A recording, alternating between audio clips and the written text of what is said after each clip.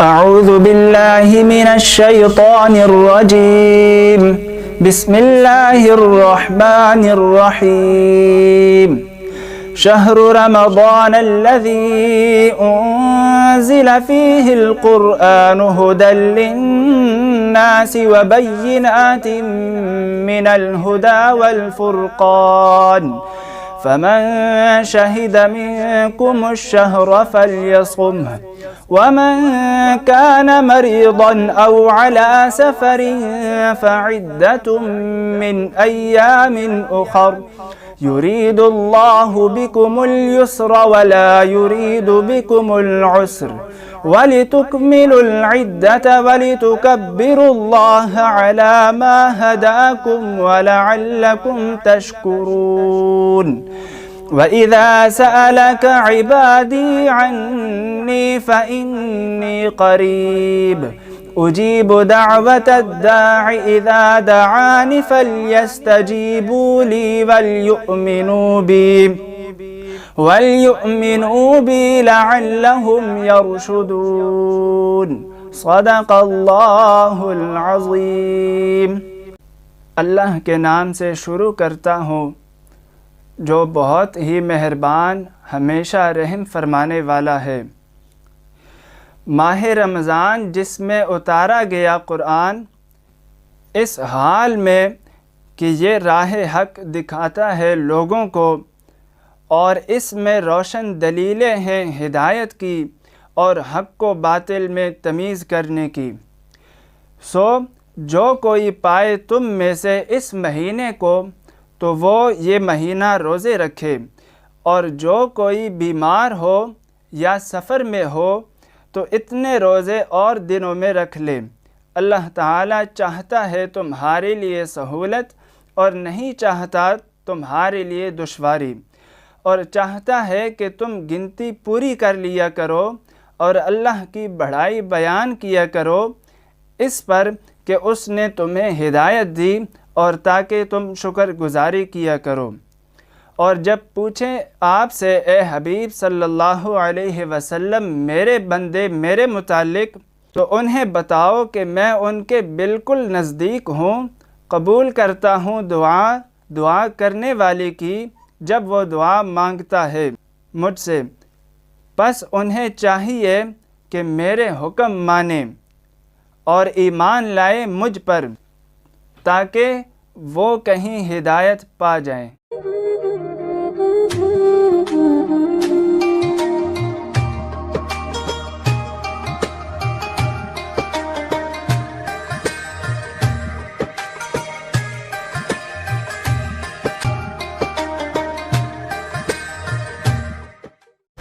کرم آج بالائے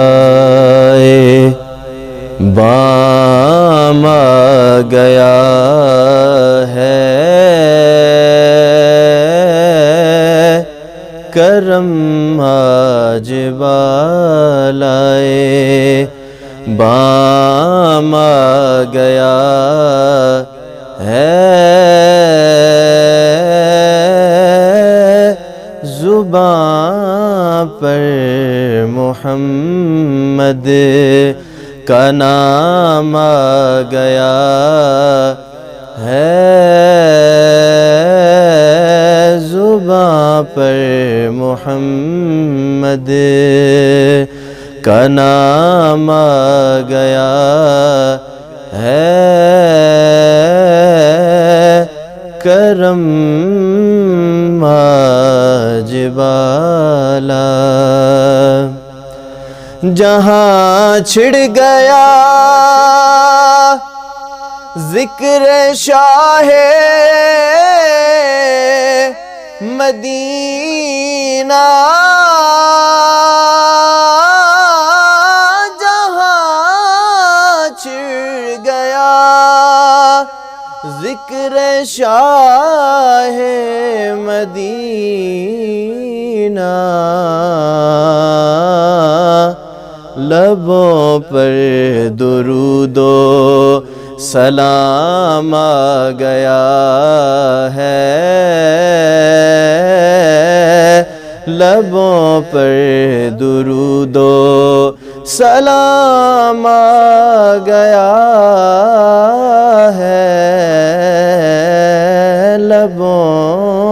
پر درودو مجھے مل گئی ہے دونوں عالم کی شاہی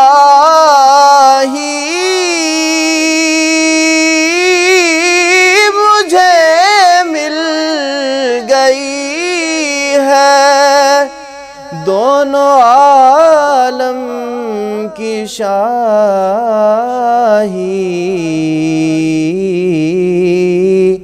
میرا ان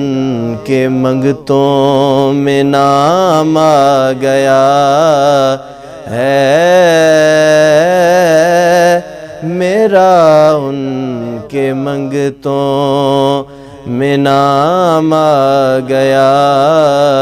ہے میرا ان کے منگتوں اور مزہ جب ہے سرکار محشر میں کہہ دے مزہ جب ہے سرکار محشر میں کہہ دے وہ دیکھو ہمارا غلام آ گیا ہے وہ دیکھو ہمارا غلام آ گیا ہے وہ دیکھو ہمارا غلام آ گیا ہے کرم آج بالائے بام آ گیا ہے زباں پر محمد کا نام آ گیا ہے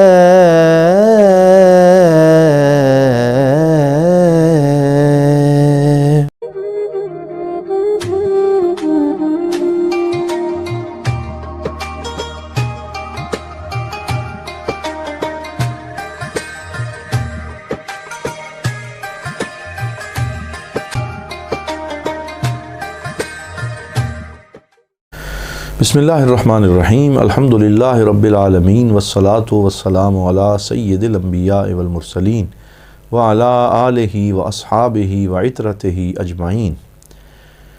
معزز سامعین و ناظرین، بعد از حمد و صلاۃ السلام علیکم ورحمۃ اللہ وبرکاتہ۔ آج 2 رمضان المبارک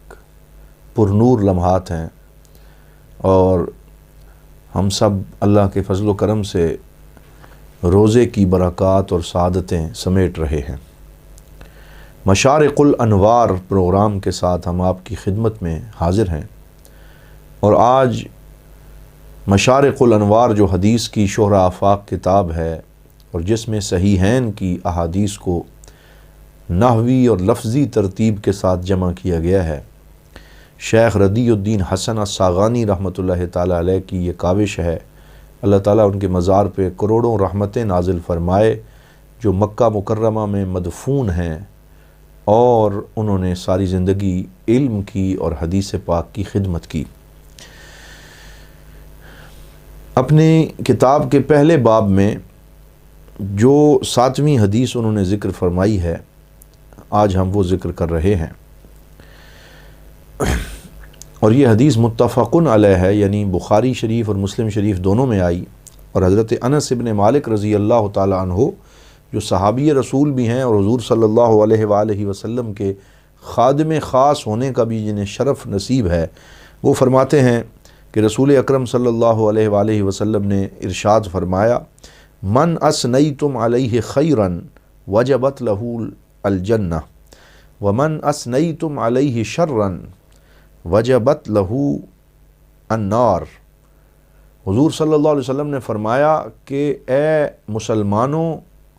تمہاری گواہی اللہ رب العزت کی بارگاہ میں بڑی اہمیت رکھتی ہے۔ تم جس بندے کے بارے میں کلمہ خیر کا کہہ دو اور کہو کہ یا اللہ یہ بڑا اچھا بندہ تھا، اس نے بڑے ہمارے ساتھ اچھا سلوک کیا، اچھی زندگی گزاری، اور جس کے لیے تم کلمہ خیر کہہ دو اللہ تعالیٰ اس کے لیے جنت لازم کر دیتا ہے، اور جس کے لیے تم کلمہ شر کہہ دو اللہ تعالیٰ اس کے لیے جہنم لازم کر دیتا ہے۔ گویا اللہ رب العزت بھی انسانوں کی گواہی کو بڑی قدر و منزلت عطا فرماتا ہے اور اس کو ایک خاص وقت عطا فرماتا ہے۔ جب کوئی انسان اس دنیا سے جاتا ہے تو اس کے ارد گرد موجود انسان اور لوگ اس کے بارے میں جو کمنٹس کرتے ہیں، جو تبصرہ کرتے ہیں، جو باتیں کرتے ہیں، وہ باتیں اللہ رب العزت کی بارگاہ میں بھی ریکارڈ کی جاتی ہیں اور بطور گواہی ریکارڈ کی جاتی ہیں کہ جانے والے کے بارے میں اس کا معاشرہ کیا کہہ رہا ہے۔ اسی لیے حضور صلی اللہ علیہ وسلم نے اس حدیث کے آخر میں 3 دفعہ ارشاد فرمایا، انتم شہداء اللہ فی الارض، انتم شہداء اللہ فی الارض، انتم شہداء اللہ فی الارض، کہ اے لوگو تم اس زمین میں اللہ رب العزت کے گواہ ہو۔ جس پہ تم نے خیر کی گواہی دی اس کے ساتھ خیر کا معاملہ ہوگا، اور جس کی تم نے شر کی گواہی دی اس کے ساتھ برا معاملہ ہوگا۔ اللہ تعالی ہمیں اس سے محفوظ فرمائے۔ تو اس سے یہ بات بھی پتہ چلی کہ انسان کو ایسی زندگی گزارنی چاہیے کہ وہ کسی کو تکلیف نہ پہنچائے، کسی کی راہ میں رکاوٹیں اور روڑے نہ اٹکائے، کسی کے لیے زندگی کے شب و روز تنگ نہ کر دے کہ کہیں اس کے جانے کے بعد لوگ سکون کا سانس لینا نہ شروع کر دیں کہ اس نے تو ہمیں تنگ کر رکھا تھا۔ بلکہ جب بندہ مومن اس دنیا سے جائے تو سارے لوگ اس کے بارے میں خیر کی گواہی دے رہے ہوں تو وہ خوش نصیب ہوتا ہے، اور اس سے ہمیں انسانوں کی گواہی کی قیمت کا اور اہمیت کا اندازہ ہوتا ہے۔ دوسری حدیث میں ارشاد فرمایا، متفق علیہ روایت ہے، اس کو بھی حضرت انس بن مالک رضی اللہ تعالی عنہ روایت فرماتے ہیں، من احب ان یسأل عن شیء فلیسأل۔ اور اس حدیث پاک کا ایک منظر نامہ بھی ہے کہ رسول اکرم صلی اللہ علیہ وسلم سے ایک دفعہ لوگوں نے زیادہ سوال کرنے شروع کر دیے، سوالات کی بوچھاڑ کر دی۔ جب بھی حضور تشریف لاتے تو سوال پہ سوال، سوال پہ سوال۔ اللہ رب العزت نے قرآن میں کثرت سوال سے منع کیا۔ اگر تو سوال فہم حقیقت کے لیے ہو تو اس کی اجازت ہے، لیکن اگر سوال تنقید کے لیے ہو یا تنگ کرنے کے لیے ہو تو اس کی اجازت نہیں ہے، کیونکہ بعض منافقین بھی تھے جن کو بعد میں نامینیٹ کر دیا گیا تھا، تو وہ کثرت سوال کر کے حضور صلی اللہ علیہ وسلم کے مزاج گرامی کو تکلیف دینے کی کوشش کرتے تھے۔ اس لیے حضور صلی اللہ علیہ وسلم ایک دن مسجد نبوی میں تشریف لائے اور حالت جلال میں تشریف لائے، اور آپ نے ارشاد فرمایا، من احب ان یسأل عن شیء، جو آج کچھ بات پوچھنا چاہتا ہے فلیسأل، وہ آج پوچھ لے۔ فلا تسألوننی عن شیء الا اخبرتکم ما دمت فی مقامی ھذا، آج تم جو بھی مجھ سے پوچھو گے، میں جب تک یہاں موجود ہوں تمہارے ہر سوال کا جواب دے کے جاؤں گا، تم پوچھتے جاؤ میں بتاتا جاؤں۔ لیکن حضور صلی اللہ علیہ وسلم کے انداز میں اتنا روب و دبدبہ اور جلال تھا کہ صحابہ پہ کپ کپی طاری ہو گئی، وہ اپنے سر نیچے گریبانوں میں دبا کے رونے لگے اور ان کی آنکھوں سے آنسو جاری ہو گئے، کچھ کانپنے لگے۔ اور اسی روب و دبدبے کی کیفیت میں ایک شخص کھڑا ہوا جس کے باپ کے بارے میں لوگ شک کرتے تھے کہ پتہ نہیں اس کا باپ واقعی اس کا باپ ہے یا نہیں ہے۔ تو اس نے کہا، یا رسول اللہ، آج آپ نے اگر یہ فرما ہی دیا ہے کہ ہر بات کا جواب ارشاد فرمائیں گے تو مجھے بتائیں میرا باپ کون ہے؟ تو حضور صلی اللہ علیہ وسلم نے فرمایا، ابو کا حذافہ، تیرا باپ حذافہ ہے۔ اور وہی جو اس کا باپ تھا اس کے اوپر مہر تصدیق ثبت کر دی کہ لوگ الزام غلط لگاتے ہیں، تیرا باپ وہی ہے جس کے گھر میں تو رہتا ہے اور جس کے طرف تو منسوب ہے، اور لوگوں کا ہر طرح کا الزام غلط ہے۔ اسی اثناء میں حضرت سیدنا عمر فاروق رضی اللہ تعالیٰ عنہ گھٹنوں کے بل بیٹھ کے اپنے دونوں ہاتھ باندھ کے حضور صلی اللہ علیہ وسلم کے سامنے عجز و انکسار کی کیفیت میں رونے لگے، اور آپ کی زبان پہ یہ جملے جاری ہوئے جنہیں حضور نے بہت پسند فرمایا اور جو ایمان کی علامت بن گئے۔ آپ نے گھٹنوں کے بل بیٹھ کے دونوں ہاتھ باندھ کے عرض کیا، رضیت باللہ ربا وبالاسلام دینا وبسیدنا محمد صلی اللہ علیہ وسلم نبیا ورسولا، یا اللہ ہم اللہ کے اللہ کے رب ہونے پہ راضی ہیں، رسول اکرم صلی اللہ علیہ وسلم کے نبی اور رسول ہونے پہ راضی ہیں، اور اسلام کے دین ہونے پہ راضی ہیں۔ حضور ہم کچھ نہیں پوچھنا چاہتے، ہمارے سر جھکے ہوئے ہیں، آمنا وصدقنا، اور ہم ہر آپ کی بات کے سامنے سر تسلیم خم کرتے ہیں۔ تو پھر حضور صلی اللہ علیہ وسلم کے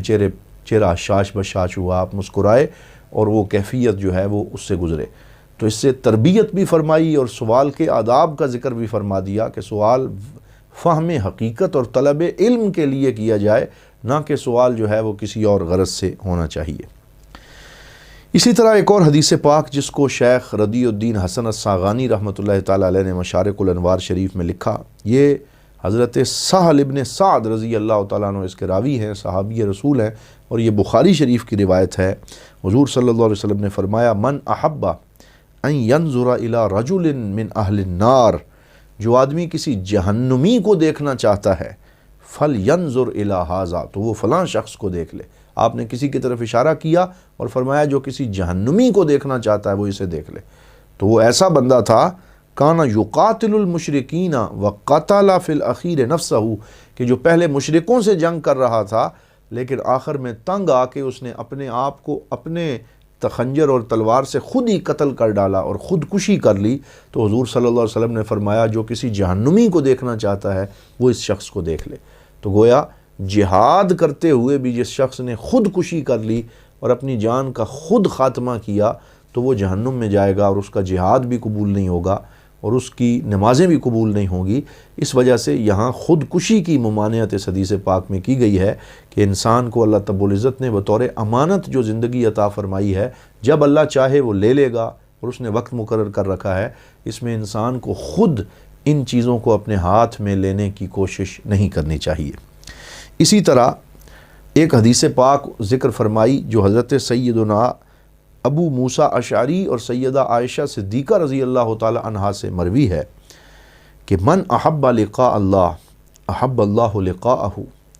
کہ جو اللہ رب العزت کی ملاقات کو پسند کرتا ہے اللہ اس کی ملاقات کو پسند کرتا ہے۔ ومن کرہ لقاء اللہ کرہ اللہ لقاءہ، اور جو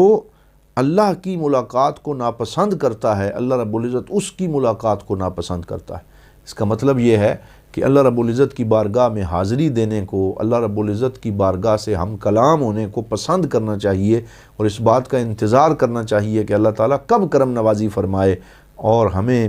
اپنے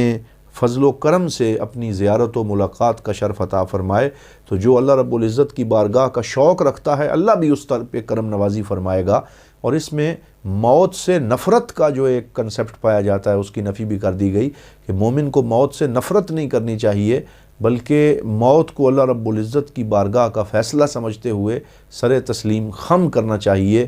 جان دی ہوئی اسی کی تھی، حق تو یہ ہے کہ حق ادا نہ ہوا۔ اسی طرح آج کے اس درس قرآن کی آخری حدیث پاک حضرت سیدنا ابو ہریرہ رضی اللہ تعالی عنہ اس کے راوی ہیں۔ وہ فرماتے ہیں کہ رسول اکرم صلی اللہ علیہ وسلم نے ارشاد فرمایا، من احتبس فرسا فی سبیل اللہ ایمانا باللہ و تصدیقا بوعدہ، کہ جس شخص نے ایک گھوڑے کو باندھ کے رکھا اس نیت کے ساتھ کہ وہ اس کو اللہ رب العزت کے راستے میں نکالے گا، یعنی جہاد پہ اس گھوڑے کو بھیجے گا، اللہ پر ایمان رکھتے ہوئے اور اس کے وعدے کی تصدیق کرتے ہوئے، جس نے ایک گھوڑے کی خدمت کی، اسے کھانا کھلایا، اس کو چارہ ڈالا، اس کو پانی پلایا، اس کی ضروریات کا خیال رکھا کہ یہ گھوڑا جہاد پہ جائے گا، تو فرمایا فَإِنَّ شِبْعَهُ وَرِيَّهُ وَرَثَّهُ وَبَوْلَهُ، تو پھر جو چارہ اس نے گھوڑے کو کھلایا، جو پانی اس نے گھوڑے کو پلایا، جو اس نے اس کے بول و براز کو صاف کیا، اس کے بیٹھنے کی جگہ کو صاف کیا، فی میزان ہی یوم القیامہ، تو یہ سارے کام بھی قیامت کے دن اس کے نامہ اعمال میں نیکیوں کے طور پہ لکھے ہوئے ہوں گے۔ اس گھوڑے کی خدمت کی، اس کو چارہ ڈالا، اس کے لیے جگہ کو صاف کیا، اس کے بول و براز کو صاف کیا، تو جہاد کی خاطر ایک گھوڑے کو جس نے تیار کیا وہ بھی اس کے میزان حسنات میں لکھا جائے گا۔ تو اس میں صرف گھوڑا مراد نہیں ہے، بلکہ آج ہماری افواج پاکستان وہ ٹینک اور وہ گاڑیاں اور وہ بختر بند گاڑیاں اور وہ میزائل اور وہ جہاز جن کو جہاد کے لیے تیار کرتے ہیں، اور ان کے تمام آلات کا خیال رکھتے ہیں، ان کی صفائی کرتے ہیں اور ان کو ورکنگ پوزیشن میں رکھتے ہیں، پھر ان میں پریکٹس کرتے ہیں، تو یہ سارے کا سارا نامہ اعمال میں نیکیوں کے طور پہ لکھا جاتا ہے، کیونکہ وہ بطور مجاہد اپنے آپ کو اپنے ملک کی سرحدوں کے دفاع اور تحفظ کے لیے تیار کر رہے ہوتے ہیں۔ تو آج کے درس قرآن میں ہم نے حضور نبی رحمت صلی اللہ علیہ وسلم کی ان چند احادیث کا تذکرہ کیا جس کو مشارق الانوار میں ذکر کیا گیا ہے۔ دعا ہے اللہ تعالیٰ ان انوار و تجلیات کی بارش ہمارے قلوب و اذہان پر بھی فرمائے۔ والسلام علیکم ورحمۃ اللہ وبرکاتہ۔